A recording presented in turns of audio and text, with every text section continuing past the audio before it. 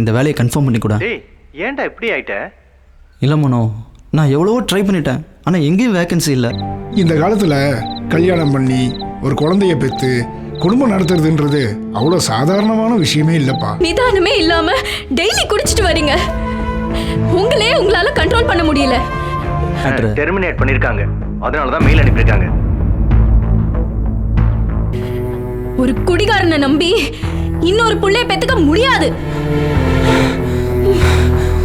வேலையை விட நாளைக்கே இன்னொரு வேலைக்கு போவேன், அதுக்கான டேலண்ட் என்கிட்ட இருக்கு. என் கம்பெனிக்கும் போட்டி இருக்கு தெரியும்ல.